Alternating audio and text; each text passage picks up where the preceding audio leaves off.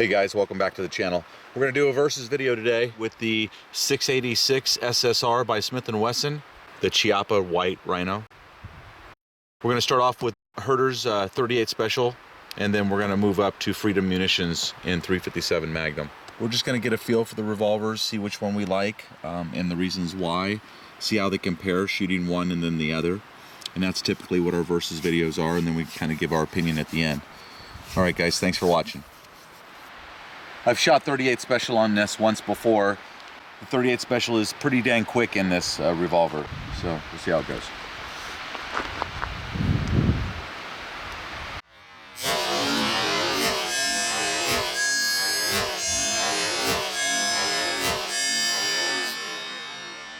So we'll see how it goes.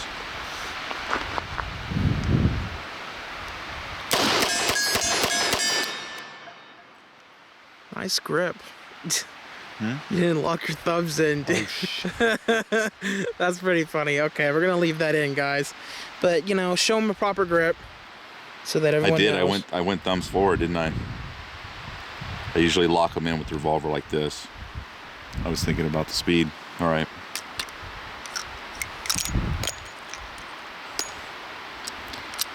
One, two, three, four, five. Can't tell. You missed the first round, I think.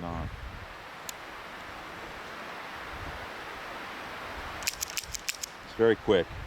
Feels good in my hand. I'm getting used to it. When you first pick it up, it seems like the grip is offsetting to the pistol a little bit. It's not a normal grip to a handgun that you're used to.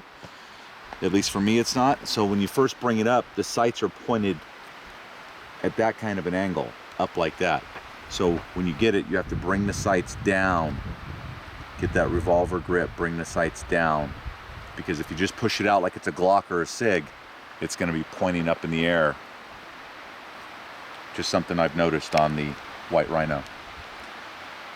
All right, the Smith & Wesson next. 4-inch Smith & Wesson SSR. It is heavier, it's full stainless, definitely has more weight to it, and the trigger on it is good. I've really enjoyed this SSR trigger. It's a Pro Series revolver, but I must tell you, it's every bit as good as a lot of the Performance Center revolvers that I've looked at. Yeah. So we're shooting 38 Special first.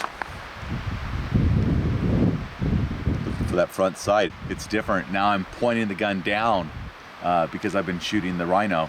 So I'm bringing the Smith up and the barrel is pointed downward. All right.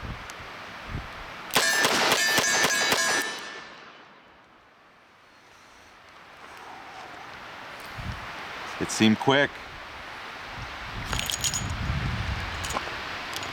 It seemed quick, but it's funny that when I first tried to aim it, bringing it out like the Chiappa, so I have to bring it up.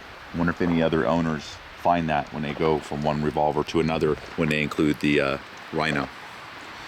All right, let's see what 357 looks like. All right, guys, this is the 686 SSR. I have not shot it in quite a while, so I just wanted to put a couple rounds of 38 Special through it before we shoot 357 through the Chiappa in this gun. This is, what is this? Herder Select. Herder Select. Okay, I know this trigger is excellent, so let's see what I can do. Headshots.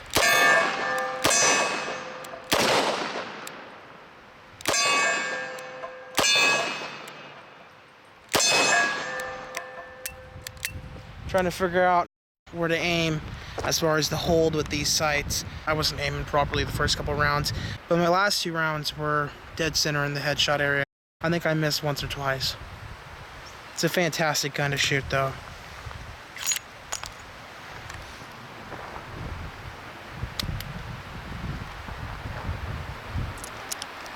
All right, let's shoot some 357.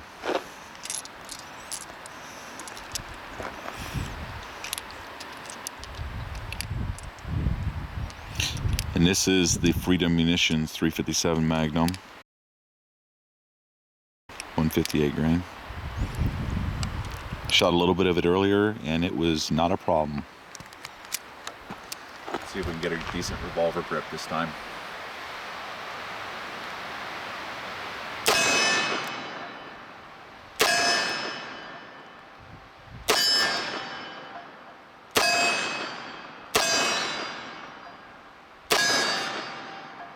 that's it. The fun comes How's it to shoot? an end. You know, you can't really feel the 38s at all. The 357 Magnum in this Chiappa Rhino, you can feel it a little bit, but it really, I know you guys are seeing it, the pistol really doesn't rise at all. So this is something that I would look for if I was checking out this video, is see how much the Smith & Wesson moves, how much the Smith & Wesson actually goes up, because I'm gonna get a good firm grip on it and I'm gonna shoot it the same way I shoot this gun. So it'll give you an idea of what the recoil management is on the Smith & Wesson as compared to this. No complaints so far on this. Never thought I would like one. So far, so good. Okay guys, the 686 SSR, and we've got 357. So let's see how it looks. Go slow, just like I did with the Rhino. You get a good grip on it.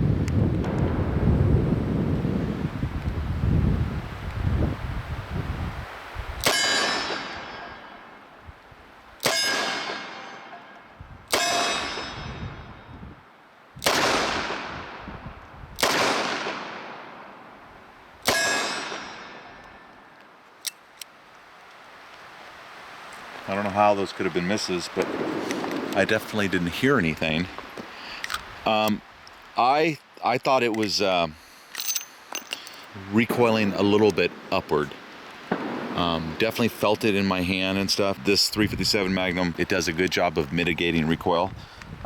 So I think it seemed like it was well under control. A little perplexed about the two that I didn't hear hit the steel from 10 yards away. So that's really strange. But I think it was coming up just a little bit. So which trigger is better? Even though I bragged about this trigger being almost performance center grade, it's got a better trigger return spring. Yeah. In other words, it pushes the trigger right out there really fast. Because it has a Boss main spring.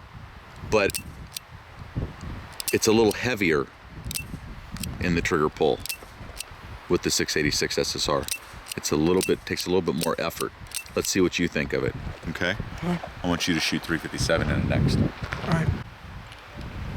This is how people really reload these things, one at a time. We didn't bring any speed loaders with us. I don't even think they would fit the Chiappa though, you guys. You know, because this takes I think a 686 HKS speed loader. No idea what the Chiappa takes. Let us know if you guys know. Chest shots.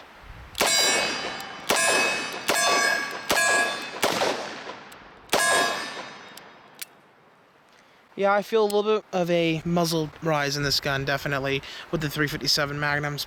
I haven't really shot any 357 Magnums out of the Chiappa Rhino yet, really at all. So let's go try that and I'll give you my thoughts.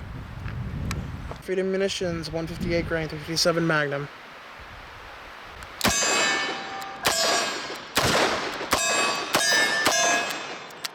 Alright, so there definitely isn't as much muzzle rise in this gun with the 357 Magnums, but you guys, I felt the pain in my hand. Like, you can definitely feel it in your hand, in the web of your hand area, because it just, you know, it punches right back into your hand. It doesn't rise, so the recoil isn't, jumping out of your hand. Obviously, 357 Magnums out of a regular traditional revolver has some recoil, and it has a little bit of recoil impulse into your hand, but it definitely doesn't have as much recoil impulse into your hand as this does, because this pushes directly into your hand. That's funny you say that, because that's what I was thinking, that the Chiappa has the feeling of, let's call it 100% right into the hand itself. The Smith & Wesson still has 75% or whatever, along with the rise coming up as you're shooting the revolver. So there's no free lunch here, I think is what I'm trying to say, guys. If you want something that looks a little bit different and the recoil does come back more towards your hand, and it is a little bit faster shooting, in my opinion, then the Rhino may be your gun if you don't mind something that looks different. But if you want that traditional Smith & Wesson, then you're going to pay for it with a little bit of rise and still, a little bit of sting in your hand when you're shooting 357. But that's what it's all about, right, guys? You buy a 357 because you want to feel a little bit of that sting, because you want to put that, powerful round down range. hopefully either at a target or into the bad guy. All right, guys, the White Rhino in hard chrome here with the TLR1HL. It's the Streamlight. Fits on this revolver too. So I continue to test this from Optics Planet, right, young brother? So we continued to test this, and we wanted to see if it would fit on here, and it does. Tightens down really nice and tight. Doesn't move around at all. So just kind of getting used to it being on there. Obviously, we're not going to use it because it's daylight right now, but I just wanted to show you guys how it looked on there. This is a new color from Optics Planet. All right, so we're going to shoot 357 in the White Rhino.